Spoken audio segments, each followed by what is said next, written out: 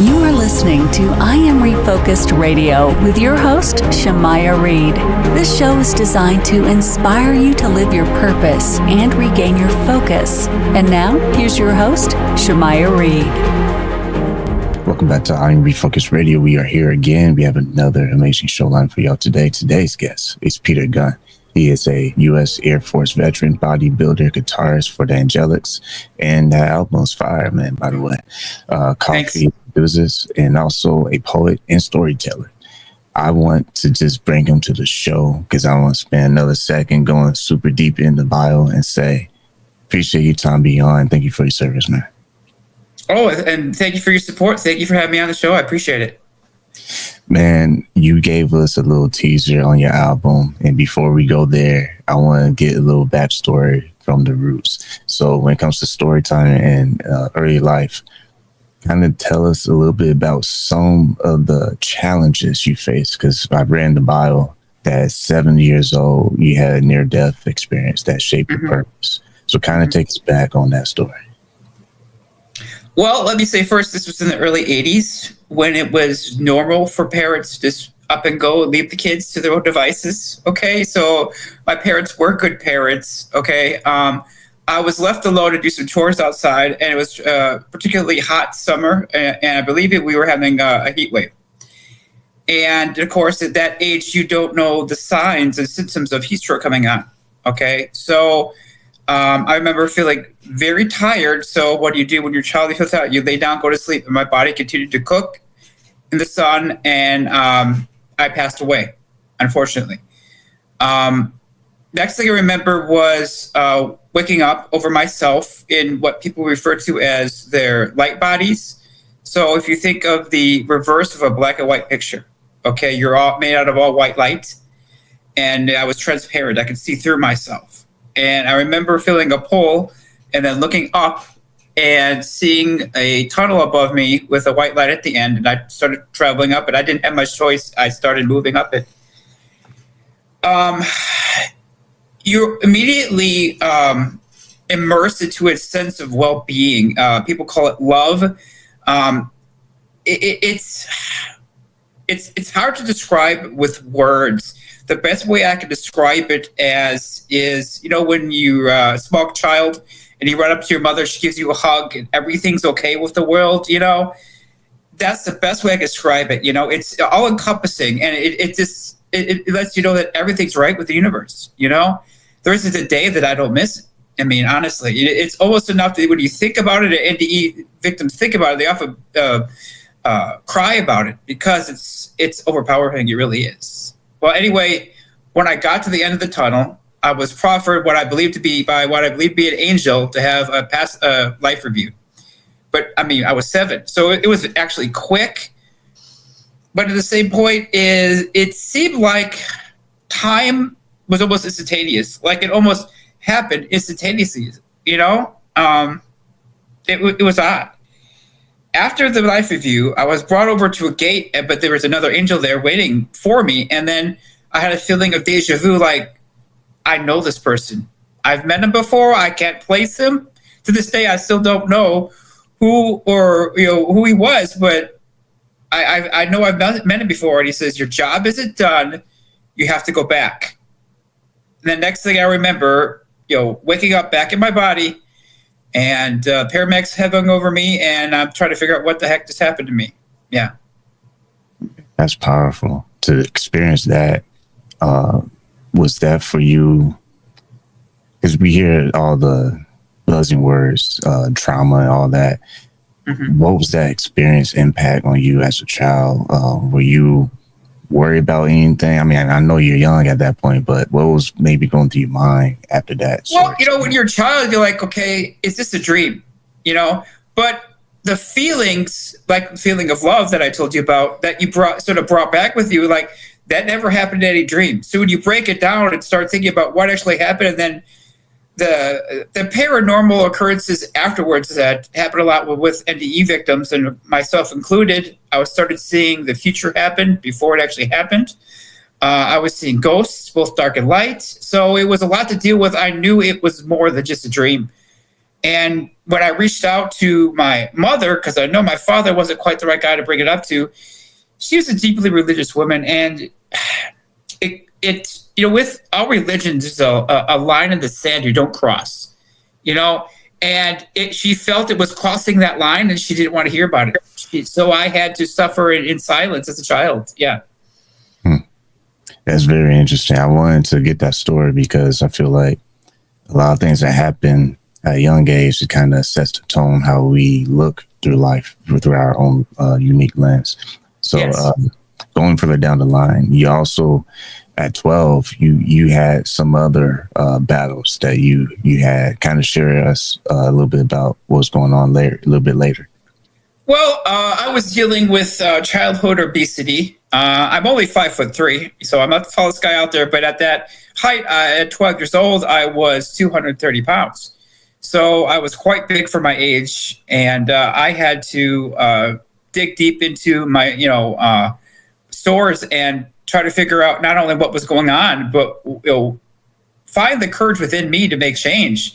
I started doing a lot of research, grab the books that have the thick layer of dust of them at the library, and you'll figure out, that was, so I would say, the 80s, I figured out that the food pyramid was upside down. It was wrong. But when I said that, no one wanted to hear that, said it was crazy. But that's, now they're starting to say that, finally. Yeah. And I had to figure that out and change my diet, my lifestyle. And that's when I also started getting into bodybuilding, and I fell in love with it. Yeah. See, that's amazing stories, because when I gave the intro of all your successes, I mean, it's awesome to know that people on the show are human too. We don't breathe special air. We have these moments of time where we have to make these decisions, and these decisions with action is what takes us to where we are right now. So I appreciate you sharing those two stories, because I really believe it sets the tone. Let's get further down the road. When you decided you wanted to serve in the Air Force, what prompted you to want to go ahead and do that? And what did that look like for you for experience? Well, I've always felt a calling to become a priest. But when I saw the failings in the Catholic Church, I knew immediately, okay, that's not for me, So this was a way for me to not only serve humanity, but serve my country. I'm very much a patriot, and it seemed like the right thing to do. And I actually fell in love with it. I had fun at boot camp. A lot of people can't say that, but it was fun for me, and it was nothing. It was easy. Yeah. Once again, listen to Refocused Radio and watching us online, talking to our guest today, Peter Gunn. Go to his website, petergunn.net. My next question is, when you think about poetry and literature, you started writing the Amazon series because you saw the feminine left out of the hero's journey. We're going to get into that. So tell us a little bit about that experience and why that project was so important for you. Well, in 2010, when I had my daughter, I wanted to enroll her in my a love of poetry, and I started, grabbing the books, Beowulf, the Odyssey, Dante's Inferno, but then I started realizing, wait a minute, why would a young girl want to read these? All the feminine portrayals in it, like in the Odyssey, the sirens are demons. The female in Beowulf is basically a demon or a dragon.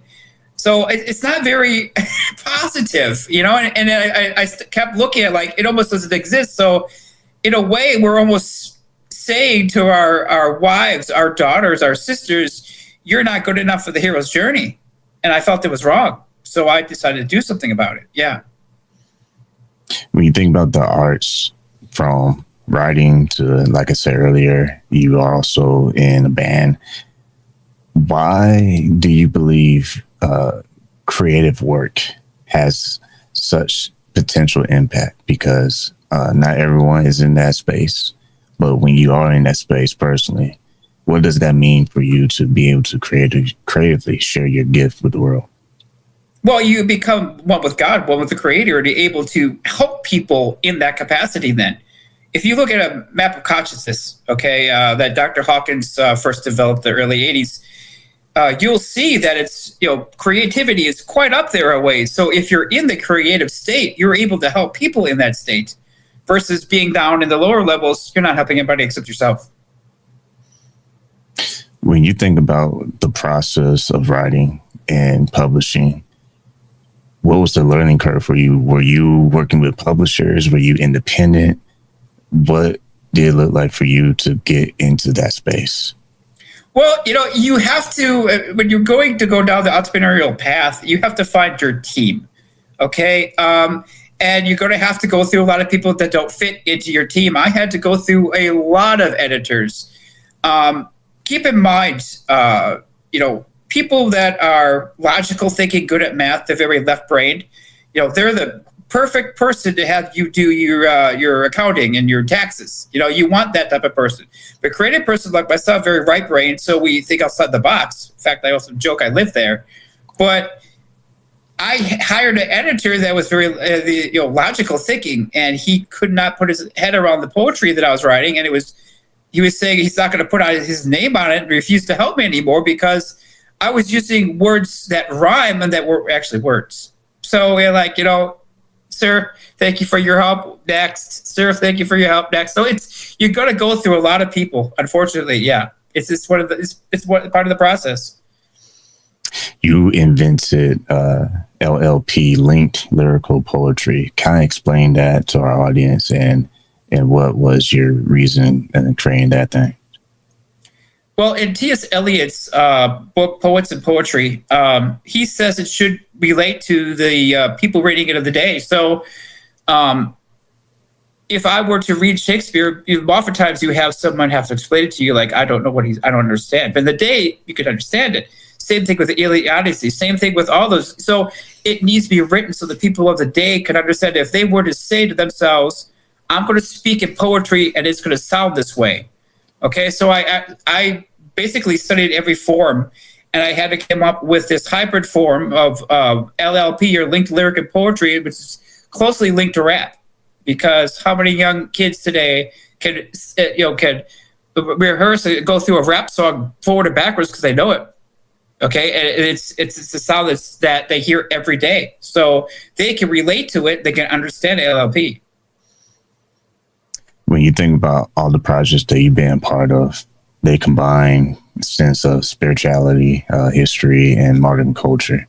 How do you balance staying true to the source material without keeping it, while keeping it fresh and relevant?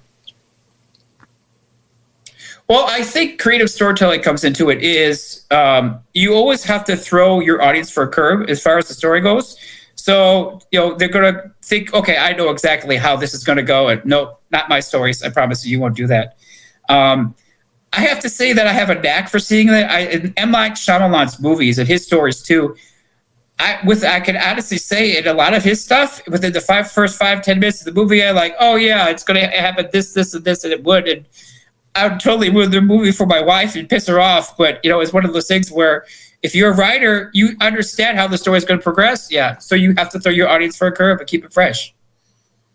Once again, listen to Refocused Radio, watching us online, talking to our guest, Peter Gunn. Go to his website, petergunn.net.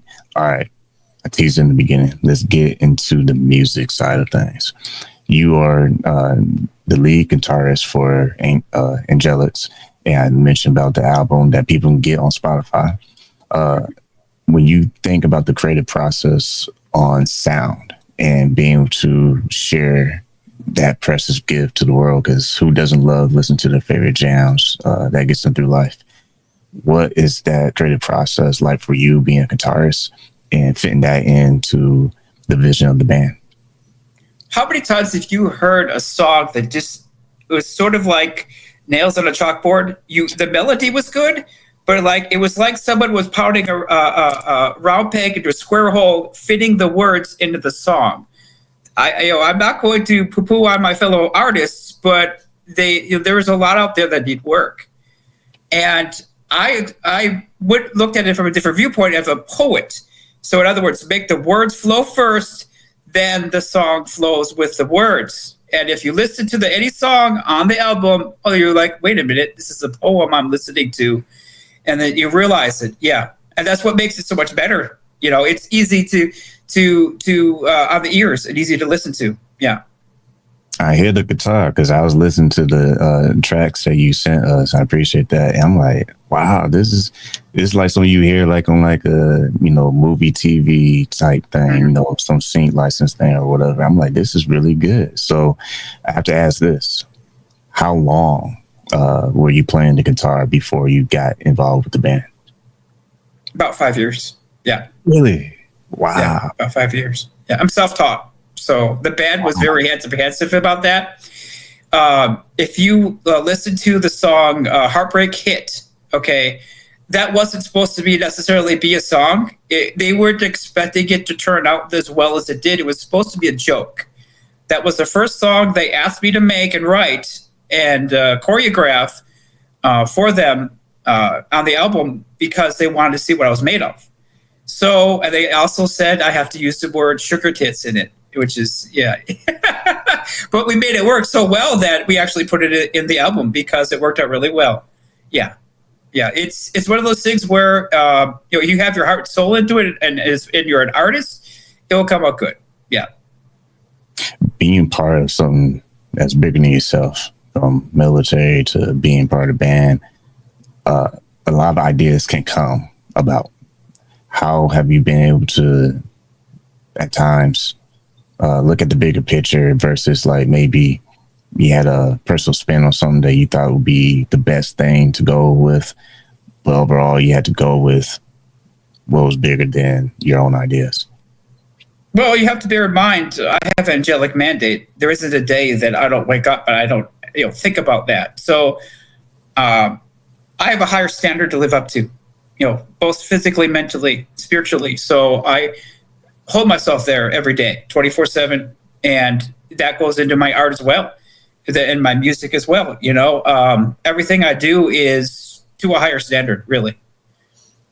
When you think about how our gifts can inspire communities, that can be cliche sometimes, but not to a person who truly believes in what they're doing. How do you keep yourself grounded during the whole process of life of being on platforms and sharing your stories and your gifts with the world, but at the same time, just being humble enough to where it's like, it's not about fame. It's more about... It's about the music and the message. Yeah, it's about the music and the message. Humility, daily acts of selflessness, kindness, think about who you are in this world, in this small portion of it. Are you the type of person that leaves the shopping cart there next to your car, or do you put it away? Or do you actually bring it back to the store? Okay? You think about little acts like that every day. They add up, Think about the map of consciousness, where you're on that, and act accordingly if you want to elevate, really. When you see how music and culture today, there's a lot of battles, a lot of debates going on, about the music industry and being signed to a label versus being independent. How do you keep yourself from being swallowed up with all the drama of industries, right? Jargon versus I'm just here to create and go for the ride. And if someone likes it, great. How you kind of look at that from a professional standard? The music isn't about me. It's about the message. And I look at it more as we will never be signed to a large studio or record group. Okay. I promise you that, because we're too, controversial, especially the words. Okay. We actually have songs about Epstein and Hillary Clinton. So we might be coming out with those. So those can be very controversial. We're more like a flanking maneuver, if you want to think in military terms, is we're going to hit them from the sides and they're not going to see us coming. And we're going to get fans and following, but we're never going to conform to what they want to. Yeah, we're not part of their pets.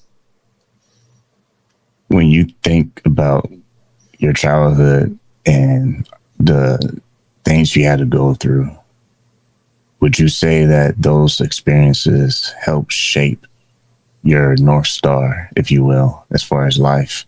And if so, how have you kept those maybe principles grounded?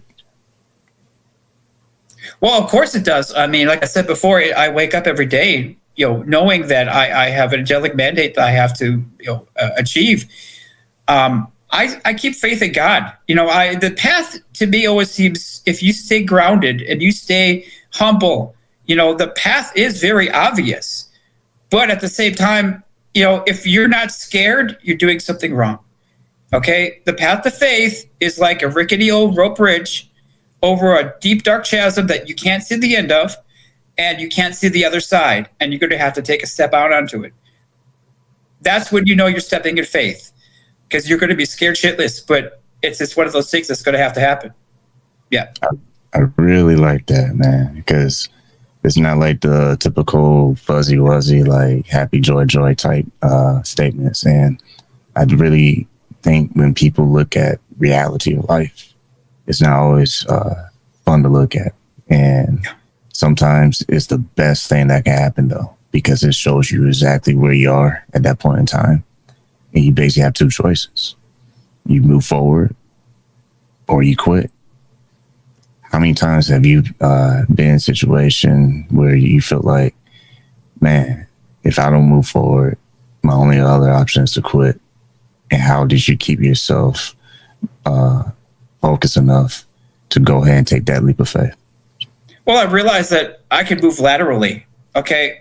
You can have several options out in front of you, but maybe A, B, and C, but the path to faith, you might have to completely do with 180 and turn around to see it.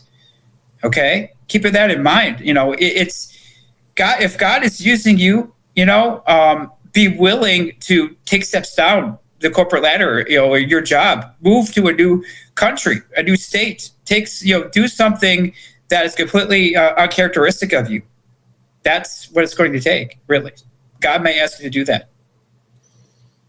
I like that. Once again, listen, I'll Refocused Radio and watching this online, talking to our guest, Peter Gunn. And go to his website, petergunn.net. Before we come to the official close, anything that you are working on in the future that you plan on updating your community on your website or social media? And so kind of share us what's your vision? Well, we're going to start doing live sessions with the band, because the rest of the band is in Germany. So we're going to try to start doing live sessions with the bands and then put them on the band's website. We're very much in the fledgling stage right now. We're just getting things up and running, seeing how fans take to the music. And we're going to just play it by ear. And like I said before, we're willing to move laterally if need be and be that flaky maneuver that God needs us to be. Man, I love that, because that's the first time someone ever put it in that perspective. I think that's awesome. So once again, I want to say to our guest today, Peter Gunn, appreciate not just your time being on the show, but if you have one message to inspire the young people out there to help them kind of take better steps forward or move a different way, what would that message be? There's an old joke about how do you eat an elephant? And the reply is one bite at a time. Stop looking at the elephant. Just take a bite on the daily. So whether it's a book you're writing, whether it's something, a goal you're trying to achieve in the gym, or something with your job, just take a bite. Don't look at the elephant. Just take a bite every day, step by step, and you'll make it. Love it, man. Like I always say, man, appreciate your time, man. Yeah, appreciate you letting me be here. It was fun.